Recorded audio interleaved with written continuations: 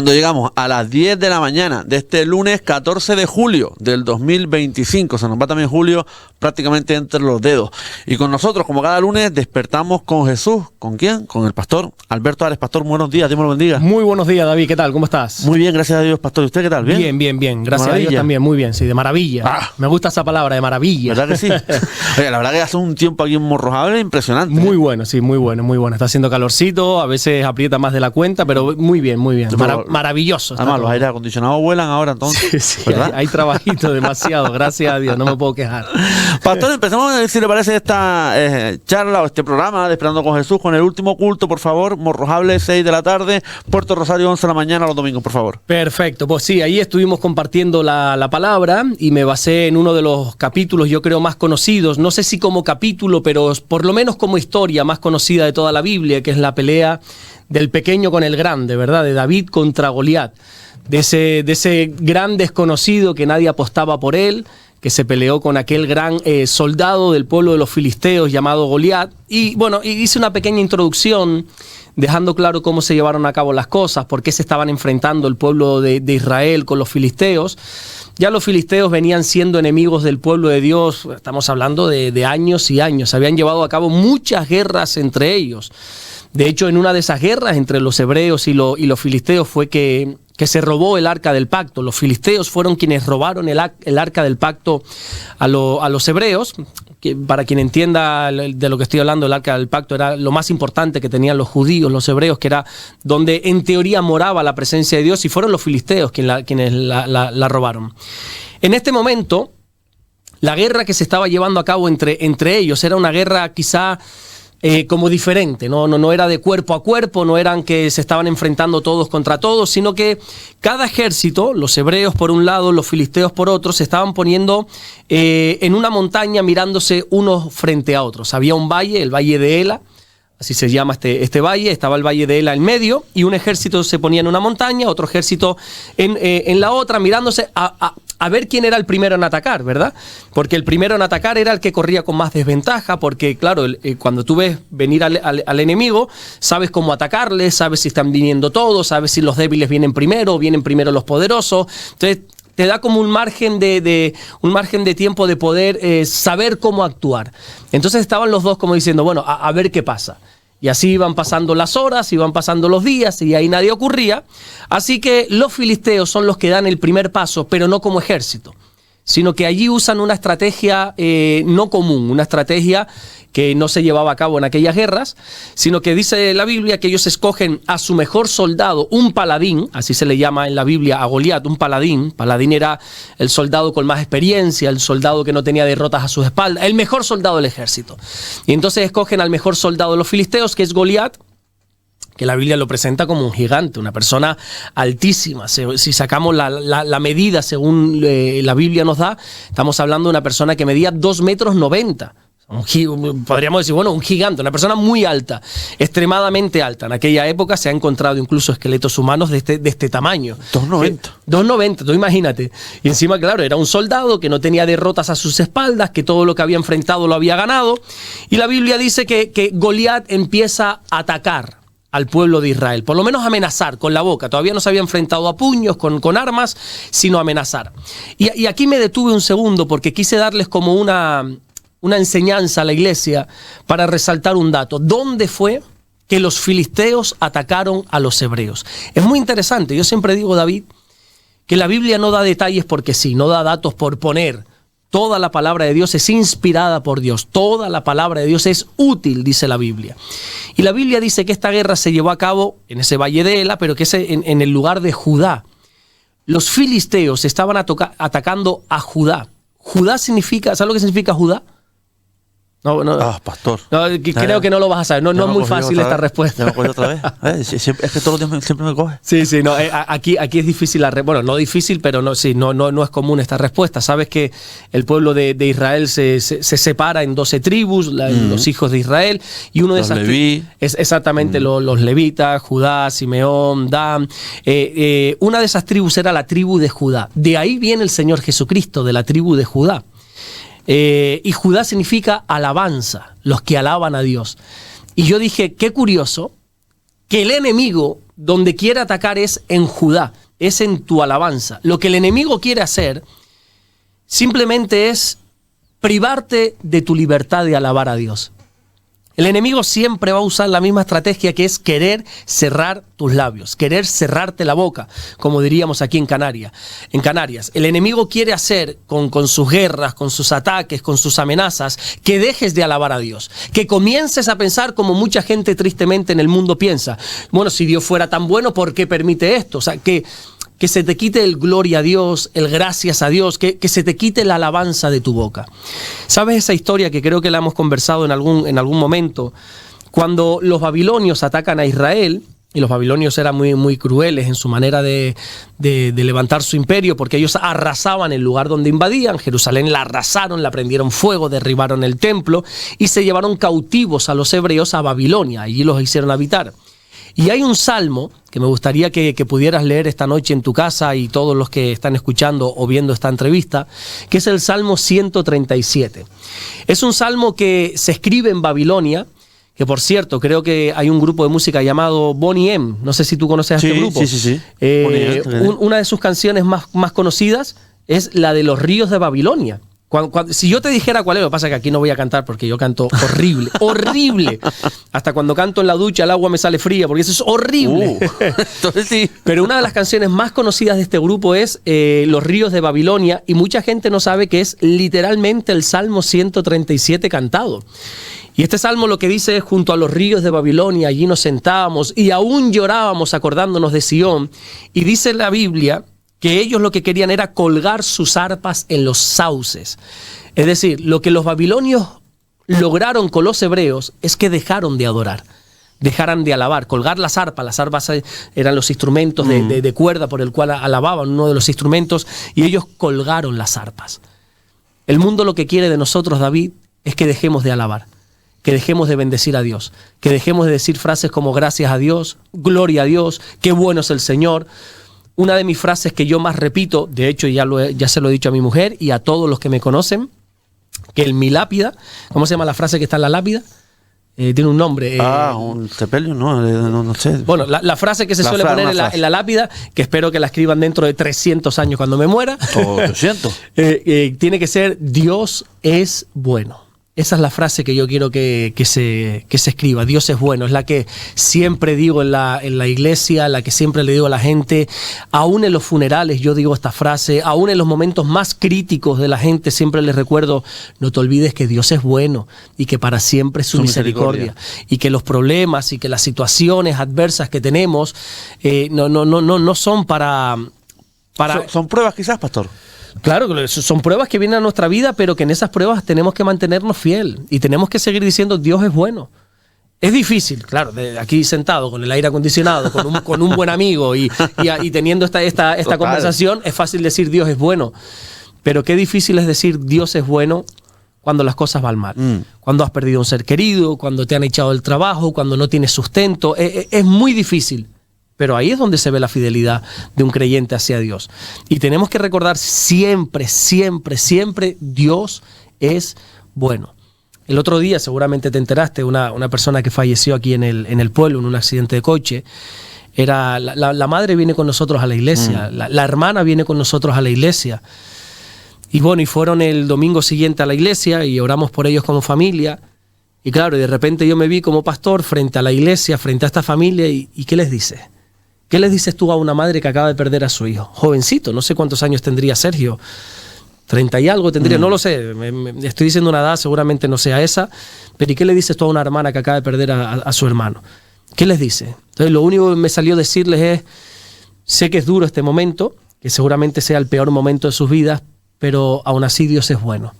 Y tenemos que recordar eso a la gente, David. Dios es bueno, que nadie te prive tu capacidad de alabar, que nadie te prive tu capacidad de adorar. Y eso es lo que querían los filisteos en Judá. Querían vencerlos en Judá, en la alabanza. Querían callarles, querían privarles de ese Dios es bueno y para siempre su misericordia. Bueno, retomando, esto era un inciso lo que yo les quería decir a la iglesia, que nadie te robe tu capacidad de adorar. Siempre, siempre da gracias a Dios. Bueno, ¿Cómo atacaba a Goliat? ¿Qué hizo Goliat? Porque por muy paladín que tú seas, por muy fuerte, grande, gigante que tú seas, tú no vas a poder con todo un ejército. Entonces Goliat hace una cosa, se pone en el centro, en aquel valle, en el lugar donde supuestamente se tendría que haber llevado la guerra, y empieza a amenazar a todo el pueblo de Israel y les dice, miren, vamos a hacer una cosa. Viendo que ningún ejército da el primer paso, yo propongo algo, dice Goliat. Esta guerra va a ser no de todos para todos, sino de uno para uno. Escojan entre ustedes, le dice Goliat a los hebreos, escojan entre ustedes al mejor soldado y que salga y pelee conmigo. Vamos a tener un careo, un tú a tú, un uno para uno. Y entonces, el que pierda, todo el ejército va a ser sometido por el ganador. Entonces, así dice la Biblia que estuvo durante 40 días. Goliat salía por la mañana y amenazaba al ejército de Israel y les decía, bueno, el mejor soldado que salga. Y nadie salía. Todo el ejército dice que guardó silencio. Se atemorizaron, se acobardaron, tuvieron miedo, nadie hacía nada. Tú imagínate todo un ejército, el escuadrón del ejército de Dios acobardado por un solo hombre. Pero es que así actúa muchas veces el enemigo también, solo de boquilla, solo de no hay que tenerle miedo nunca al enemigo. Y entonces pues así estaba esa guerra, nadie hacía nada, el propio rey que era Saúl tampoco hacía nada, y viendo que ningún hebreo se atrevía a batallar, el rey Saúl saca una ley, un edicto mejor dicho, solo para esta guerra, y dice, miren, vamos a ver una cosa. El soldado de entre nosotros que salga, que se atreva a pelear con Goliat y que lo venza, yo le voy a dar 3 cosas. Primero, le voy a dar una gran suma de dinero. Le voy a dar riqueza, dice Saúl. Segundo, se va a convertir en un príncipe. ¿Sabes por qué? Porque le voy a entregar a mi hija también. Se va a casar con mi hija. Y tercero, él y toda su casa nunca más van a tener que pagar impuestos. Así que te voy a facilitar la vida si tú te juegas tu vida peleando con este hombre. Aún así, nadie salió en batalla. En aquellas guerras, lo que pasa es que nuestra mente actualizada no entiende esto, porque hoy en día, desgraciadamente, las guerras duran días, semanas, meses o incluso años, como ya tenemos alguna que ya lleva por años. Pero en aquellos días las guerras duraban un día. En una mañana se batallaba, o en una tarde se batallaba, o en pocas horas. Los ejércitos salían, se mataban entre ellos, y el que iba perdiendo tenía que salir corriendo. Esas eran las batallas.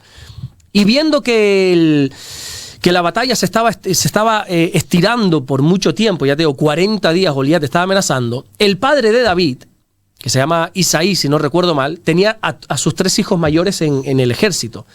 Y entonces le dice a David, que David era un pastorcillo de ovejas, nadie contaba con él. Él era un pobre chiquillo que estaba ahí cuidando los animales de su padre. Le dice, David, mira, ven para acá un momentito.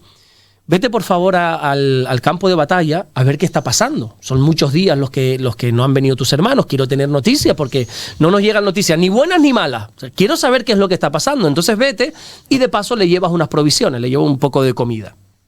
David, como buen obediente, que era su padre, dice que fue al campo de batalla, empieza a preguntar por sus hermanos, se encuentra con el hermano mayor, oye, mire, ¿qué está pasando? Y le cuenta todo lo que está ocurriendo. En ese momento, Goliat sale y hace su amenaza, bueno, aquel que quiere y batalle conmigo y vamos a pelear. Y David dice, mira, ¿y ese quién es? Dice, no, ese es un paladín, ese es el mejor soldado de los filisteos. Y dice, bueno, ¿y por qué nadie sale y pelea? Dice, ¿quién se va a atrever? Y dice, yo quizá puedo. Y el hermano de David dice que se enfada con David. Eres un soberbio, yo sabía que tú vienes aquí a humillarnos, eres un soberbio, venga, tira. Y David se va. Pero David, no sé por qué, tiene algo en su corazón que yo puedo contra él. David es un muchachito, David estamos hablando que tiene aquí 15 o 17 años. Es un niño, nunca ha batallado, nunca ha estado en el ejército, no cualifica para estar en el ejército de Israel. Y ahora quieres pelear con el mejor soldado de los filisteos, de un pueblo guerrero. Y el hermano le dice que no, pero él dice que va a Saúl, al rey. David se presenta al rey y le dice, mira, perdona, yo creo que puedo ganarle. El rey lo mira así de arriba abajo. Yo me imagino esa mirada como diciendo, me da que no, que tú no puedes. Lo siento, no vamos a depositar todas nuestras esperanzas en ti, porque recuerda que el ejército que pierda se va a someter, van a ser esclavos del otro. Así que le dicen que no, lo siento, pero no. Pero bueno, al final todos conocemos la historia, ¿no? David dice, yo puedo, yo lo voy a vencer. Y como no hay otra alternativa, es eso o nada. Al final le dicen, pues venga, sal y batalla. Y sabes lo que hace David, conoce la historia, ¿verdad? Con la onda. Con la onda. Una sola piedra. Dice que Saúl, cuando ve que David quiere salir a batallar, que no hay manera de frenar a este joven apasionado por Dios, porque a los que estamos enamorados de Dios ya te puedes levantar en contra nuestra, que no hay quien nos pare. El fuego de Dios nadie lo puede apagar. Amén. Y entonces dice, yo voy a salir a pelear. Con tu favor o sin tu favor, yo voy a salir a batallar, dice David. Y entonces dice Saúl, bueno, como no hay manera de frenar a este loco, vamos a ponerle una armadura. Y le da su propia armadura. Y dice, mira, David, es que tú vienes con él. La Biblia lo presenta de una manera graciosa porque venía vestido de pastor, con su bolso pastoril, con sus cholas pastoriles. Venía de pastorear a las ovejas. Y le dice Saúl, mira, ponte aunque sea mi armadura, ponte ¿cómo se dice? Un caparazón, ¿no? Sí. Un caparazón, coge un escudo, ponte un casco, mi hijo, que vas a salir a meter. Sí. Y dice David, no, mira, esto no es de mi talla, yo no sirvo. Yo no sirvo para esto. Y dice que coge 5 piedras. Y tú dices, bueno, ¿y por qué coges 5 piedras si solo había un gigante? Si solo estaba Goliat. ¿Será que David no tenía fe? No, David tenía fe. Lo que pasa es que sabía que Goliat tenía 4 hermanos más. Y sabe que si matabas a Goliat te iban a saltar los otros 4. David cogió las piedras exactas. Entonces cuando sale, coge la onda, que es esa cuerda, ¿verdad? Que tú le das vueltas y la tiras. Y de nada, Goliat incluso se ofende de que los hebreos le manden a un niño. Y le dice, dice Goliat, pero yo acaso que soy un perro para que tú vengas a mí. No hay un soldado decente, no hay un hombre aquí para que pelee. Y entonces David coge la piedra, se la tira, lo mata, cae de frente Goliat. David va, se pone sobre Goliat, le corta la cabeza con la propia espada de Goliat. Bueno, un espectáculo. Pero la pregunta en la que yo me quería centrar es, ¿cómo logró vencer David a Goliat? Esto es lo más interesante, porque por fuerza no fue. Por fe. Por fe, literalmente. Pero no solamente por fe, sino que evidentemente es por fe. David logró vencer a Goliat reconociendo que él no podía vencerlo. David reconoció que no podía vencer a Goliat. Por eso le dijo, tú vienes contra mí, se lo dijo a Goliat, con espada, con lanza, con jabalina, pero si tú me ves, Goliat, yo no vengo a ti con eso, porque si es por fuerza estoy perdido. Yo no puedo contigo. Ahora bien, yo vengo a ti en el nombre de mi Dios. Yo reconozco mi debilidad, pero reconozco también quién viene conmigo. Y el mensaje, más allá de contar esta historia bíblica, era que nosotros tenemos que reconocer nuestras debilidades. Que nosotros no somos fuertes por nosotros mismos. Nosotros no somos superhéroes. Yo sé que hoy en día está Marvel de moda, todas estas películas de superhéroes y quieren hacernos ver que todos somos el increíble Hulk, Superman, el hombre araña o quien quiera que sea, pero David, hay que reconocer que no somos superhéroes. Total. Todos tenemos carencias, todos tenemos debilidades, todos nos rompemos en alguna ocasión, todos lloramos aunque digamos que no, todos lo pasamos mal, todos nos vemos como hormigas frente a gigantes, todos hemos sido alguna vez David contra un Goliat invencible y todos en algún momento de nuestra vida, o incluso mucha gente vive así su vida, como siendo débiles, como siendo insignificantes. Pero eso es lo bonito en Dios. La Biblia dice, todo lo puedo en Cristo que me fortalece. El mensaje no es que los cristianos lo podamos todo, no señor, los cristianos no lo podemos todo. Nosotros lo podemos todo en Cristo. El salmista dijo, en Dios haremos proeza. Nosotros no podemos hacer proeza. Nosotros tenemos unas carencias, unas debilidades, unas limitaciones, pero en Dios nosotros podemos hacer proezas. Es en el nombre de Jesús que nosotros podemos lograr cosas en esta vida. Y mientras no entendamos esto, vamos a seguir de fracaso en fracaso. Vamos a seguir siendo derribados por nuestros miedos, por nuestros Goliat. Vamos a seguir viviendo miserias, fracasos y un montón de cosas, porque este mundo que hoy reina, el coach, los coaching, los mensajes positivos, todo lo puedes. No, la Biblia es el mensaje contrario. Como no lo puedes, Cristo puede en ti. Como tú no puedes todo lo puedes en Cristo. Es el mensaje que uno tiene que asumir. No puedo con todo. Tengo limitaciones, tengo carencias, pero tengo un Dios todopoderoso. Y quizá a la fuerza, es verdad que soy inferior a Goliat. En inteligencia, es verdad, quizás soy inferior a Goliat. Yo no tengo la estrategia que ese hombre tiene. Yo no tengo la experiencia que ese hombre tiene. Pero algo tengo. Yo vengo a ti en el nombre de mi Dios. Y el problema es que hoy en día, aún los creyentes quieren vivir en la autosuficiencia, en el vivir una vida fuera, separada de Dios. Y hermanos míos, amados míos, amigos míos, no puede ser así. Uno tiene que reconocer que necesitamos a Dios en todo y para todo. Este pensamiento de que podemos sobrevivir sin Dios es el pensamiento que Satanás quiso sembrar en el ser humano desde la creación. Adán y Eva, cuando dice, con que Dios te ha dicho que no puedes comer de este fruto. Bueno, te lo ha dicho porque sabe que si comes, tus ojos van a ser abiertos y vas a poder ser como Él. No, hermano mío, yo reconozco que sin Dios no soy nada. Y la gente me dice, es que tú sabes mucho, que yo sé mucho. Si la gente supiera mi coeficiente intelectual, yo no lo sé, pero estoy seguro que sería muy bajo. Yo tengo una capacidad de memoria 0, por eso yo tengo que anotar todo, yo tengo que apuntar todo, todas mis predicaciones son escritas, porque yo reconozco mi debilidad. Yo sé que fuera de Dios soy un absoluto desastre. Todo lo que toco, todo lo derribo. Pero en Dios estoy haciendo proezas. Proezas en el sentido de que un Dios, a un ser como yo, vil y menospreciado, puede usar. ¿Pero por qué? Porque reconozco que yo no puedo todo. Desde el mismo momento que yo diga, yo puedo todo. ¿Tú sabes cómo yo vengo? Para quien no lo sepa, para quien no viva aquí en Fuerteventura, esta emisora de radio que está a 200 metros de donde tenemos la iglesia, 300 metros, no sé, 5 minutos caminando. Sí. Yo vengo temblando cada vez que vengo porque digo, madre mía, me voy a poner ahí, pero ¿quién soy yo para venir aquí a hablar? Y vengo nervioso, vengo orando, Señor, usa mi boca. Yo es que el día, David, que yo venga aquí y diga, David, dale al play, venga, dale al play que aquí hoy no los comemos. Yo creo que ese día vamos a fracasar. El día que uno se crea que lo puede todo sin Dios, que uno es el protagonista, ahí empieza la decadencia, ahí empieza el declive. La gloria tiene que ser siempre dada para Dios. Y Dios, cuando nos escoge, David, no nos escoge por nuestros méritos, por nuestras capacidades. La Biblia dice que de lo vil y de lo menospreciado escogió Dios. Si algo vio Dios en nosotros fue nuestras debilidades. Si algo destacó Dios en nosotros para escogernos, para llamarnos y para usarnos, no fue nuestros talentos, nuestras capacidades. No, fueron precisamente lo contrario, fueron nuestras debilidades. Y uno las tiene que reconocer. Soy débil en esto, no puedo con esto. Y yo le hacía recordar a la iglesia, o sea, no bajen la cabeza frente a sus debilidades. Es que las debilidades, dice el apóstol Pablo, que es donde Dios hace reposar su poder. Y el Espíritu Santo, dice la Biblia, nos ayuda en nuestra debilidad. Así dice literalmente la Biblia. Y el Espíritu de Dios nos ayuda en nuestra debilidad. Entonces, ¿cómo va a ayudar el Espíritu de Dios a alguien que no presenta una debilidad? No, yo puedo con todo. Bueno, pues el Espíritu Santo dice, pues si tú puedes, hazlo tú. Pero cuando tú dices, yo no puedo, yo no soy capaz, yo no sirvo para esto. Bueno, en esa debilidad Dios se puede gloriar, Dios se puede manifestar, Dios puede hacer algo. Y entonces le mandaba este mensaje en 2 direcciones. Primero a los hombres le decía, hombres, a ustedes o a nosotros que nos han dicho que los hombres no lloran, que los hombres lo podemos con todo. No es cierto. Los hombres no podemos todo. Y nos hemos echado una responsabilidad a nuestras espaldas, David, de ser los padres de familia, los hombres de nuestra casa, que tenemos que trabajar, que tenemos que hacer, y nos hemos echado una carga a nuestras espaldas, que a veces esa carga nos aplasta.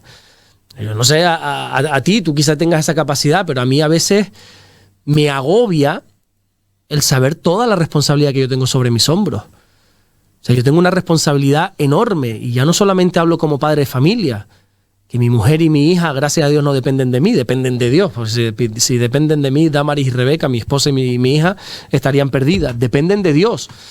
Pero ahora mismo, al que Dios está usando, es a mí para eso. Entonces yo cuando digo, madre mía, que el sustento de mi casa depende de mí, también de mi mujer, ¿no? Pero me refiero, cuando yo pienso como hombre, se me cae el mundo encima. Cuando yo me veo pastoreando 2 iglesias, yo digo, oye, que toda esta gente depende de la palabra que yo traiga.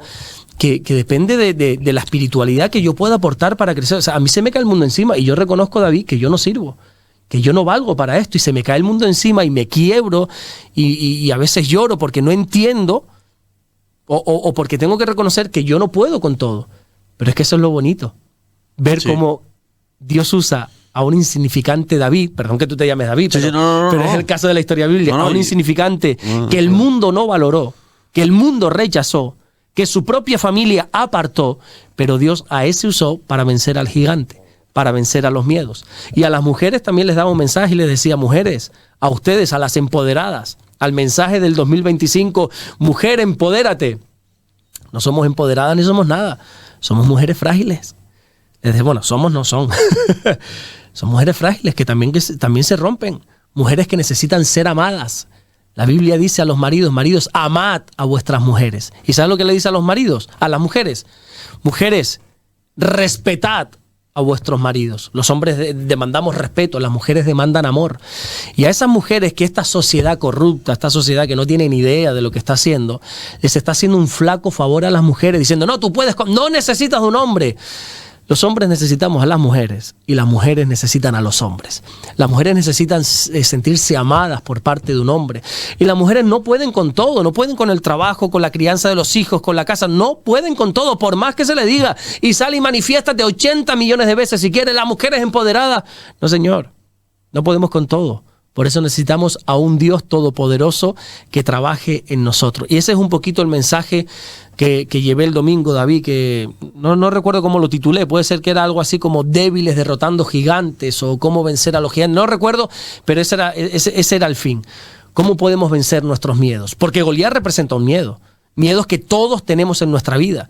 Y quería romper esas estructuras que esta sociedad inconsciente quiere implantar en nosotros de que todo lo podemos, no nos necesitamos los unos a los otros. Sí, señores, nos necesitamos los unos a los otros y sobre todo le necesitamos a Él. Necesitamos a Dios en nuestra vida. Jesús dijo, separados de mí nada podéis hacer. Y hasta que esta sociedad no entienda, no reconozca que somos personas limitadas, personas con carencias, personas con complejos. Yo hablaba el domingo en la iglesia de los complejos. ¿Quién no tiene un complejo físico, David? Yo tengo complejo físico. Sí, todo el mundo tenemos. Sobrepeso todo el mundo tenemos. Y otras cosas que no quiero decir, pero todos tenemos complejos físicos. ¿Y qué hacemos con esos complejos? Los ocultamos, los tapamos, nos avergonzamos de él. No, señores, ¿por qué nos acomplejamos de cómo Dios nos ha hecho? Y yo animaba a la iglesia, oye, ¿por qué ese complejo físico que tiene, que tanto se queja la gente y tanto maldice la gente, ¿cuántas veces le has dado gracias a Dios por ese complejo? ¿Cuántas veces? ¿Cuántas veces le has dado gracias a Dios por, qué sé yo, por una cojera que tienes, por un problema físico que tienes, por lo que quiera que sea? ¿Cuántas veces le has dado gracias a Dios por cómo Él te ha hecho, por cómo estás? Entonces aprendamos a ver nuestras carencias, nuestras limitaciones, nuestros complejos, nuestras debilidades como un lugar donde el poder de Dios puede morar y obrar en nuestra vida. Amén. Pastor, ¿por qué puede pasar esto? ¿Por qué pensamos que muchas veces podemos con todo? Porque ese es el mensaje de la sociedad. Es un mensaje individualista, es un mensaje egoísta, es un mensaje de no nos necesitamos los unos a los otros. Y por supuesto, no necesitas a Dios. No necesitamos a Dios. Es más, Dios no existe. Y es un mensaje que te quiere empoderar, pero sin darte cuenta te está aislando. ¿Verdad? El mensaje de los gurús modernos, de toda esta gente de no, lo que tienes que hacer para tener el éxito, la primera regla de todos estos gurús es aíslate de tus amigos, sepárate de toda esa gente que de tu alrededor porque son los que te están llevando a la desgracia, a la ruina. Bueno, hay gente de la que te tienes que alejar, eso yo lo tengo claro. Sí. Lo hablaba creo que la semana pasada o la anterior en unos devocionales. Hay gente de la que te tienes que alejar, hay gente que tienes que dejar de visitar, de ver y de estar con ellos hoy mismo. Pero no nos tenemos que separar de la gente, porque eso se llamaría interés. Si yo me junto contigo nada más, David, por lo que tú me puedes aportar a mí, eso es interés. ¿Dónde queda el amor? ¿Dónde queda el ayudarnos los unos a los otros? El estar contigo porque sí. No puede ser. Entonces lo que pasa es que este mundo nos quiere hacer ver que somos invencibles, que todo lo podemos, pero no nos damos cuenta que nos estamos creando un sistema de egoísmo y de individualismo tremendo. Y no, señor. No, señor, no podemos con todo y nos necesitamos los unos a los otros y sobre todo necesitamos a Dios en nuestra vida. Bueno, hemos cambiado en el día de hoy el orden de las preguntas. Vamos a empezar por el final porque llevamos tiempo queriendo hablar de ello y vamos a empezar a hablar del profeta Joel. Creo que es profeta menor, si no me equivoco. Es un profeta menor, exactamente. Profeta Joel. Yo lo llamo Joel. Algunos le dicen Joel. Yo, como en mi Biblia sale con J, yo lo pronuncio Joel. ¿Verdad? No creo que, no sé si lo llamarían así en su época, o Joel o Joel. Los judíos suelen pronunciar mucho la J, son de... Sí, pronuncian Baraj Adonai, son de pronunciar la J, hacer énfasis en la J, así que yo creo que sería el profeta Joel, con esa J bien marcada, bien pronunciada. Bueno, fue un hombre, un profeta. Bueno, recordaba, como hace tiempo que no hablamos de profetas, recordar que profeta mayor o menor no tiene que ver en importancia, ¿vale? Nosotros reconocemos a profetas mayores por sus escritos. Si tú te vas, por ejemplo, al profeta Joel, es un profeta que, si no recuerdo mal, tiene 3 capítulos nada más. Imagínate, te lo lees en 5 minutos. Pero no es que sea de menor importancia, no, tiene menor cantidad de escritos, pero no de menor importancia. Es un hombre que Dios levanta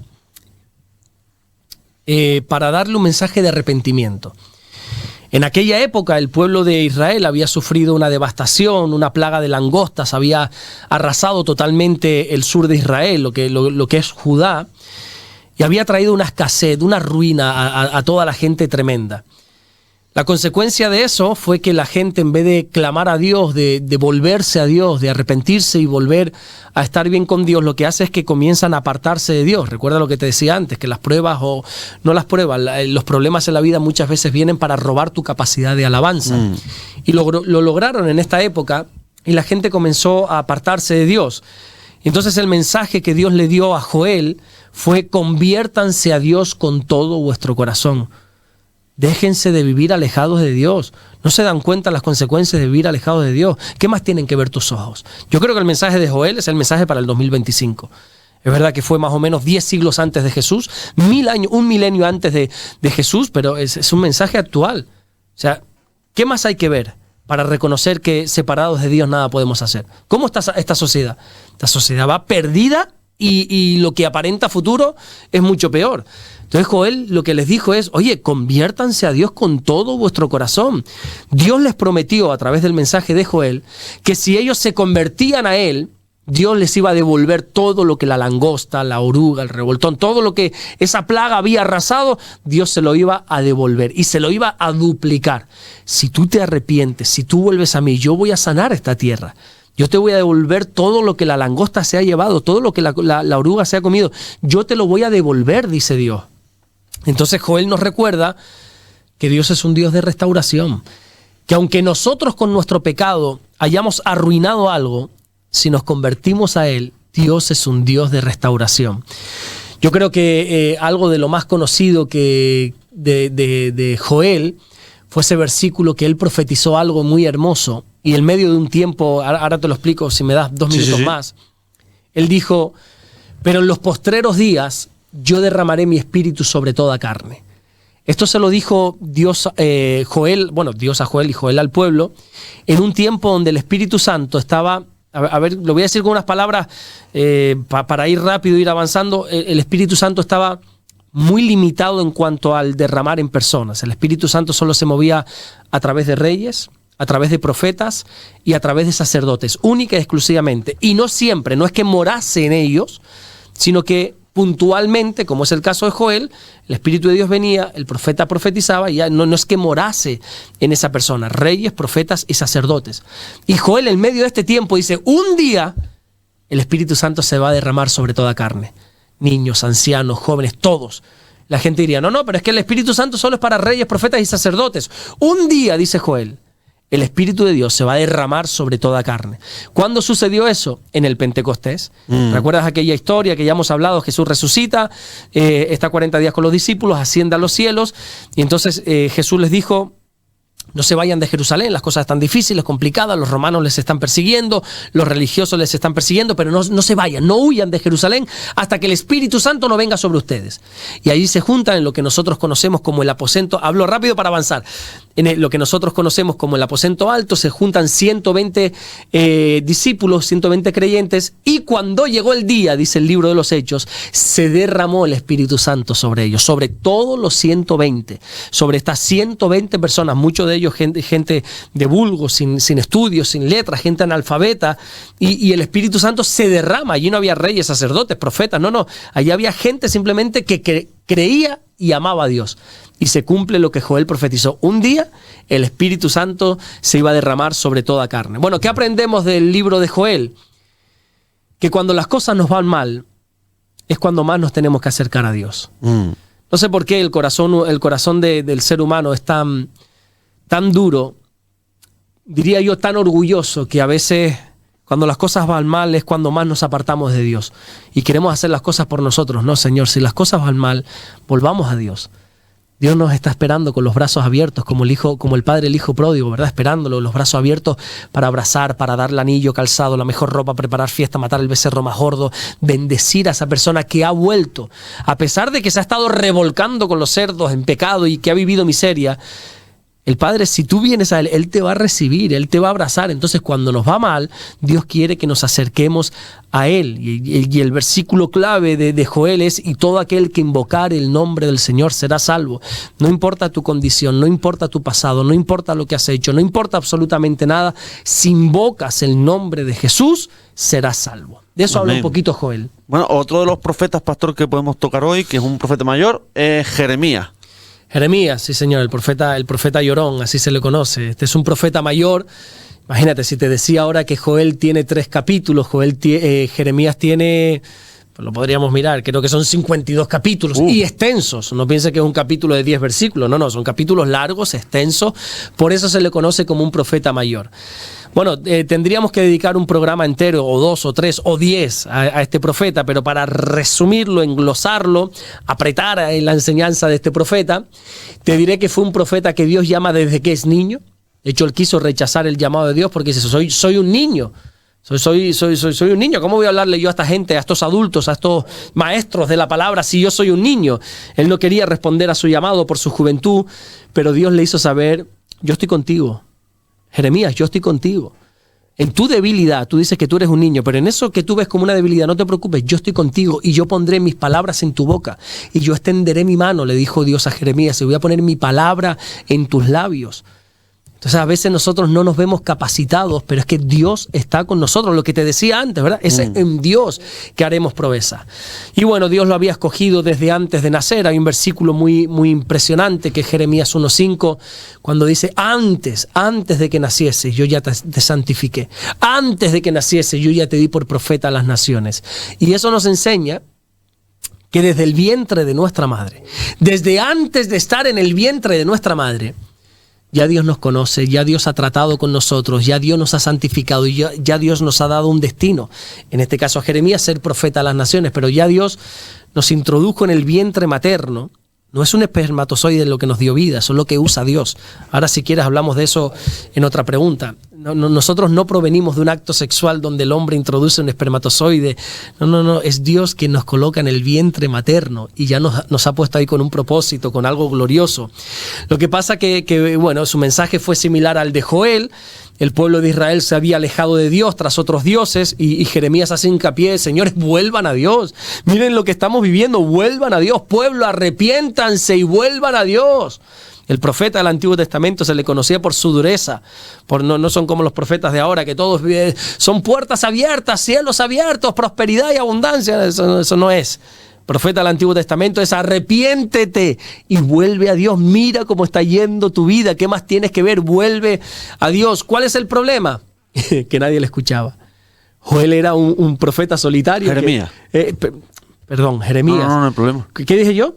Joel, todavía tengo en la cabeza sí. Joel. Perdón. Gracias, David, por corregirme. Son tantos que Eso que estás atento. Sí, claro. Gracias. Jeremías era uno de esos profetas que hablaba y nadie le escuchaba. Yo por lo menos cuando hablo sé que te tengo a ti que me escucha y es de agradecer. Tengo a gente que me escucha. No sé si pocos, muchos, no eso que lo considere Dios, pero hay gente que me escucha. Pero imagínate estar 40 años de tu vida predicando y no ni una sola persona que te escuche. Nadie le escuchaba. Entonces Jeremías decía, bueno, ¿será que como no sé hablar bien? Él escribió, dice, su mensaje en rollos, en libros y se los prendieron fuego. O sea, era imposible, lo metieron en una cisterna. Cállate ya, mi hijo. Y lo metieron en una cisterna sin agua ahí, a ver si se moría ya de una vez por todas. Y nadie escuchaba a Jeremías, absolutamente nadie. Se reían de él, se burlaban, lo metieron en el pozo, como te dije, y nada. Y entonces Jeremías lloraba mucho por esta situación. Por eso se le conoce como el profeta llorón, porque él lloraba y decía, Señor, es que nadie quiere escucharte. O sea, bueno, escucharme a mí, pero yo lo que hablo es de ti, nadie quiere escuchar.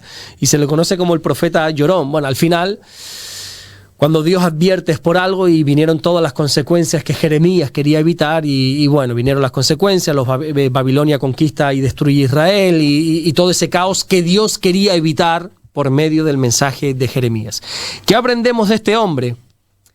Que tenemos que ser fiel a Dios a pesar de la oposición. Da igual que la gente no responda a tu mensaje, da igual que la gente se levante en contra de ti, da igual que quemen tus libros, da igual que te tiren en pozos sin agua, seamos fieles a Dios. Yo aprendo de Jeremías que se puede ser fiel a Dios aunque todo el mundo esté en tu contra. Nosotros a quien tenemos que agradar, David, se llama Dios y no a las personas. Es a Dios a quien tenemos que agradar. Y que el mundo nos rechace, eso no significa que Dios nos rechace.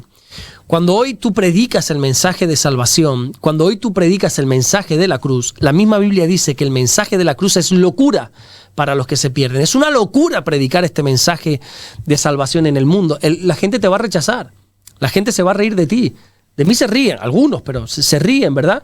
Yo a veces, más de una vez, he ido por la calle, el curita, por ahí va el curita, mira, es el religioso, y como que se ríen, se ofenden. Al principio me molestaba hasta que entendí que no es a mí a quien están rechazando, es a Dios, porque yo represento. O sea, mi mensaje no es un mensaje inventado, no es un mensaje que yo dé porque me crea un iluminado. Yo simplemente transmito a la gente lo que la palabra de Dios dice. Entonces, si te ríes de mí, yo tengo que aprender a que no te estás riendo de mí. Creo que fue... Sí, Dios a Samuel, perdonen si me estoy equivocando, no me estoy equivocando, creo que fue Dios a Samuel, porque Samuel se sentía mal, es que me están rechazando, no te están rechazando a ti, Samuel, me están rechazando a mí, no te lo tomes a lo personal.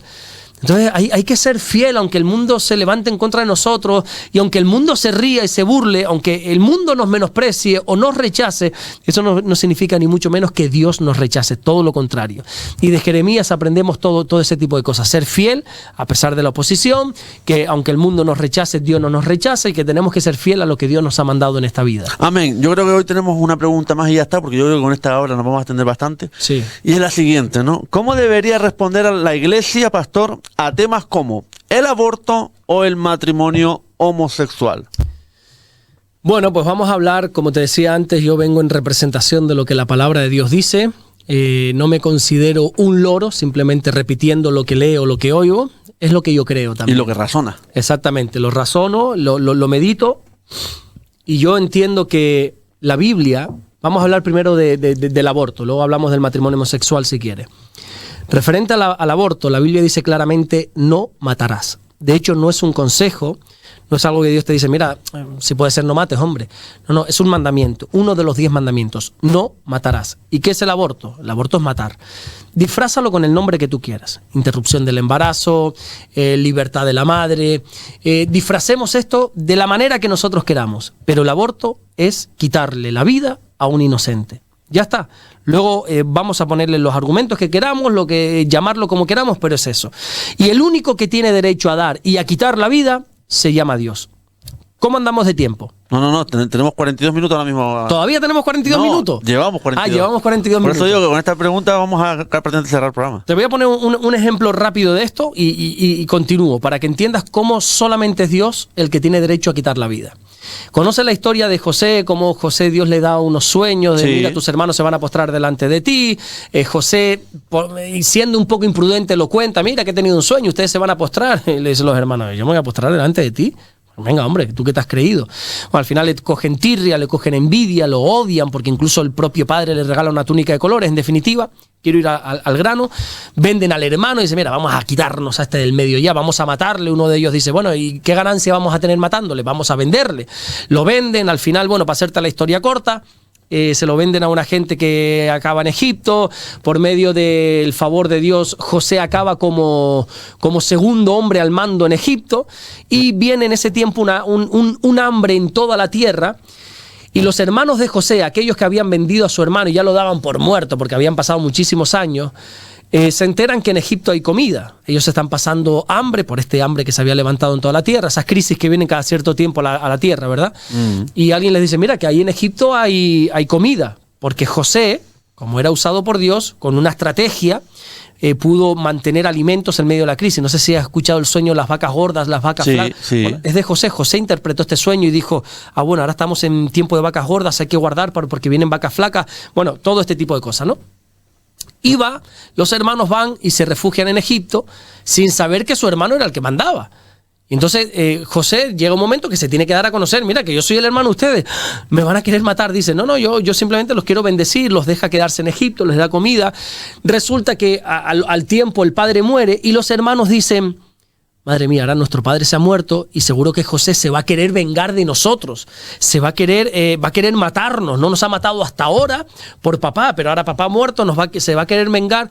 Y entonces José hace una declaración muy buena, muy poderosa cuando dice, yo no voy a hacer eso. ¿Acaso estoy yo en lugar de Dios? ¿Acaso soy yo Dios para quitarles la vida? ¿Qué te quiero decir con esto? que el mensaje de la Biblia es solo Dios puede quitar la vida. Claro, algunos dicen, no, es que un bebé no es una vida. Perdona, un bebé es una vida. ¿Sabes las 3 etapas del embarazo? Creo que son 3. No soy científico ni médico ni nada de esto, pero las más conocidas están lo que es el cigoto, que son los primeros 4 días, el embrión, que son hasta las 8 primeras semanas, y luego ya está el feto, que es hasta que nace. La medicina, estamos hablando ya de los entendidos, de los que estudian, de los que saben, de los que investigan. La medicina determina que un cigoto, que es cuando el espermatozoide fecunda el óvulo, los primeros 4 días, ya es un ser humano, David. La medicina dice que un cigoto ya es un ser humano. La respuesta de la Iglesia ante el aborto tiene que ser clara. El aborto es pecado. Así lo disfracemos como palabras, como te decía antes, interrupción del embarazo, derecho a decidir, llámalo como quiera. El aborto es pecado, es quitarle la vida a un inocente. Aparte, científicamente, desde la fecundación del cigoto, ya tiene ADN propio. Fíjate, ya tiene un ADN propio. Científicamente un bebé no es parte del cuerpo materno. Es un cuerpo viviendo en otro cuerpo. No es que yo tengo derecho sobre mi cuerpo. Claro, sobre tu cuerpo sí.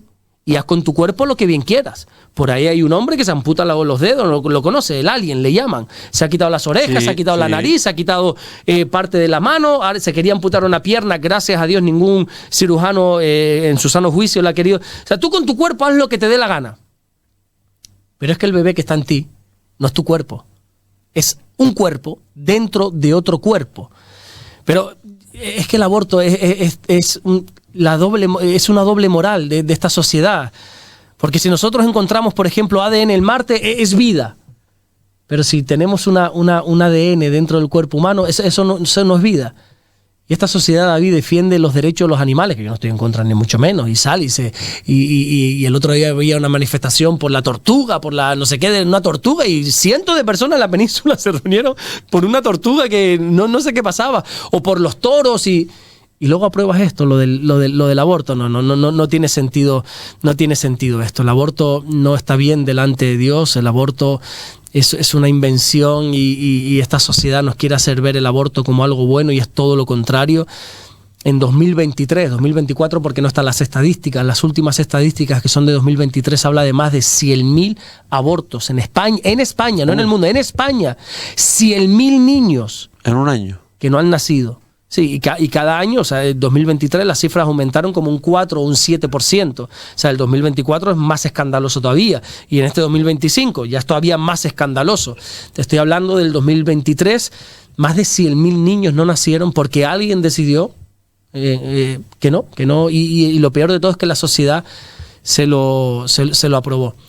La respuesta de la Iglesia tiene que ser esa. Ser firme, no entrar en una doble moral, tener su postura clara. Esto no está bien ante los ojos de Dios, solo Dios tiene la autoridad para quitar la vida, pero lo más bonito de todo es que aún el aborto, siendo un pecado, algo extremadamente grave, también es perdonable.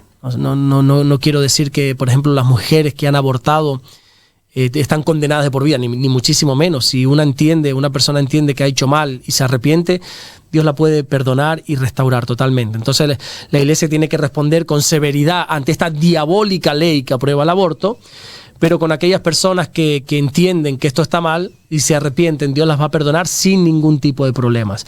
Yo creo que esa es la postura que tiene que tener la Iglesia, los creyentes, frente al aborto.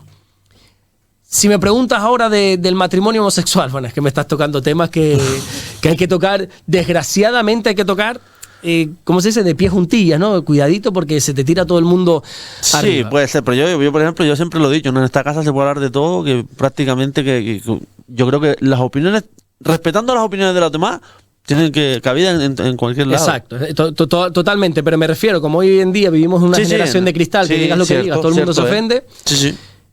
La homosexualidad va en contra del diseño original de Dios. Eso uno lo tiene que tener claro. El diseño original de Dios es hombre y mujer. Por tanto, dejará al hombre a su padre y a su madre y se unirá con su mujer. Ese es el diseño que Dios creó para el ser humano. El hombre ha de estar con una mujer y la mujer ha de estar con un hombre. Por tanto, todo lo que se sale del diseño de Dios, todo lo que se sale de la voluntad de Dios es pecado. Llámalo como quieras, David. Vamos a decir que si todo lo que tú quieras, y yo sé que decir esto es controversial, pero todo lo que se sale del diseño original de Dios es pecado. Todo ser humano, gracias a Dios, es libre para vivir su vida, lo voy a decir en canario y a lo mejor son un poco grosero, como le dé la gana. Aquí cada uno que viva como le dé la gana. Pero la misma libertad que exigen otros colectivos, tenemos que tener nosotros al tenerla. Yo estoy aquí como diciendo, ¿qué digo? Midiendo mis palabras. ¿Por qué tengo que medir mis palabras? ¿Por qué me tengo que achantar a decir lo que creo, lo que pienso y lo que la Biblia dice? ¿Por qué? Porque sé que esto genera polémica, porque sé que se te tacha de retrógrada, de homofóbico, cuando la gente no tiene ni idea de lo que significa la palabra homofobia y todo este tipo de cosas. Pero es que resulta que quienes te atacan es los que exigen libertad. Este colectivo exige una libertad que no está dispuesta a dar. Aquí la libertad la tienes si tú piensas como ellos, ¿no, señores? Si tú pides libertad, aquí hay libertad para todos. Y yo respeto tu condición, y yo respeto tu estilo de vida, y yo respeto que tú estés y te acuestes con quien te da la gana, porque vuelvo y repito, a libertad nos ha llamado el Señor. Y la libertad la podemos usar como nos dé la gana. Ahora, si quieres estar bien delante de Dios, no. Pero si tu libertad me va a oprimir a mí, entonces no. Entonces yo tengo el derecho también de expresarme y que por mi expresión no sea condenado. Yo no te condeno a ti, pero tú tampoco me condenas a ti. Entonces muchos de ellos exigen una libertad que no están dispuestos a dar. Y yo tengo el derecho de pensar lo que quiera, ¿o no es verdad? Pero totalmente. Sí. Lo que pasa que es un tema que tienes que hablar con cuidado porque esta sociedad presume de libertad. Somos libres por completo, somos una sociedad libre, libre mientras pienses como ellos. Desde el mismo momento que tú no pienses acorde a esta libertad, te tachan, te discriminan y te hacen la vida imposible. La libertad es libertad cuando todos podemos ser libres. ¿Tú quieres tener la libertad de vivir tu vida sexual de esa manera? Pues tú, chico, pues tú eres libre. Si es que al final cada uno vamos a dar cuentas a Dios. O sea, tú vas a tener que dar cuentas a Dios por tu vida y yo por la mía. Cada uno es libre, pero si tú eres libre, yo también soy libre. La Biblia habla de la homosexualidad, en contra de la homosexualidad, pero ¿sabes qué? La Biblia no habla del matrimonio homosexual. ¿Por qué? Porque se da por sentado que si la homosexualidad es mala, el matrimonio homosexual no se debe llevar a cabo. Y eso nosotros lo tenemos que tener claro. La Biblia no está en contra. Vamos a hablar mejor todavía. Dios no está en contra del homosexual. Esto sí hay que tenerlo claro y sí me gustaría hablarlo. Dios no está en contra del homosexual. Dios está en contra de la homosexualidad. La Biblia dice el varón que se echa con varón es lo que está mal. O la mujer que se echa con mujer es lo que está mal. Esa tendencia a la homosexualidad no es pecado. Pecado es llevarlo a cabo. Tú puedes tener unos deseos, los deseos de la carne que dice la Biblia. Pero como todo deseo de la carne, no le podemos dar rienda suelta. Entonces, el mensaje de la Biblia, el mensaje de Dios es claro. Hay un diseño original y es que el hombre tiene que estar con una mujer y es que la mujer tiene que estar un hombre. ¿Cómo tiene que responder la iglesia ante esto?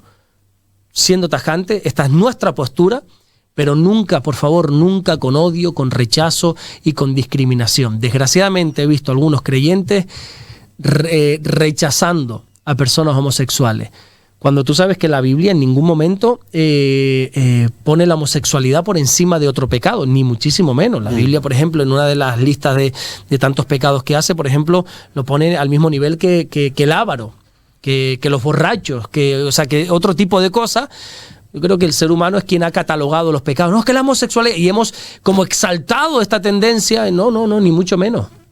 Entonces nosotros no podemos rechazar, no podemos responder con odio, no, pero sí teniendo claro cuál es nuestra postura. Mi postura es que eso delante de Dios no está bien, pero yo no te voy a rechazar. Si tú quieres llevar así tu vida, pues llévala, y si quieres vivir así, pues hazlo, pero uno tiene que tener claro que el diseño de Dios es lo mejor que uno puede hacer en su vida. Y cuando uno se sale fuera del diseño de Dios, hay consecuencias. Pastor Alberto Ares, me gustaría saber qué consecuencias. Si puede ser. Pues las consecuencias es evidentemente de la paga del pecado, o sea, consecuencias a nivel personal, consecuencias a nivel familiar, consecuencias de muchísimo tipo. Todo pecado tiene consecuencias, David. Llámese en este área o en cualquier otra, todo pecado tiene consecuencias. Y entonces uno tiene que saber que cuando uno se sale fuera de la voluntad de Dios, pues queda a expensas de vivir fuera de Dios, pero es que es tú lo que has escogido. Y entonces, pues bueno, pues acarrea también las consecuencias de cómo va a ser. Mira, lo que te decía antes, me vino a la mente, tenemos un minuto más. Sí. Dos como mucho. 2 minutos como mucho. Sí. Me cortas, me quitas el micrófono si me extiendo más. No. Para que tú veas cómo esta sociedad que presume de libertad, no hay que ser modernos y hay que ser libres y hay que ser esto. Tú sabes que ahora el Partido Socialista, que yo no soy ni de derecha ni de izquierda, te digo, ¿quién lo ha presentado en el Congreso de los Diputados? Ha presentado una ley aprobada ya está aprobada por 300 no sé cuántos votos, de que tanto a curas como a pastores que tengamos consejería para nosotros poder hablar de la identidad sexual va a estar penado con 2 años de cárcel. O sea, si yo como pastor, David, me siento contigo y aquí te hablo de lo que estamos hablando, de la orientación sexual, y te digo la postura que yo creo, que considero que es correcta y de lo que habla la Biblia, la ley me puede condenar hasta 2 años de cárcel. ¿Eso te priva de libertad a ti? Me priva de libertad a mí. Entonces, porque yo no puedo hablar de una identidad sexual de Dios. Pero a nuestros niños de 3, 4, 5 y 6 años sí le puedes hablar de identidad sexual de esa manera, con esas cosas y con esas barbaridades. Seamos sensatos, mi hijo. Total, pues aquí lo dejamos. Pastor, de verdad, Dios me lo bendiga. Que gracias, David. Dios te bendiga. Dios gracias. te bendiga. Nosotros hacemos un altito pequeñito y enseguida regresamos con el rebumbio y la gente bonita y linda de Zafando de los Tigres de Costa Calma. No te vayas hasta ahora.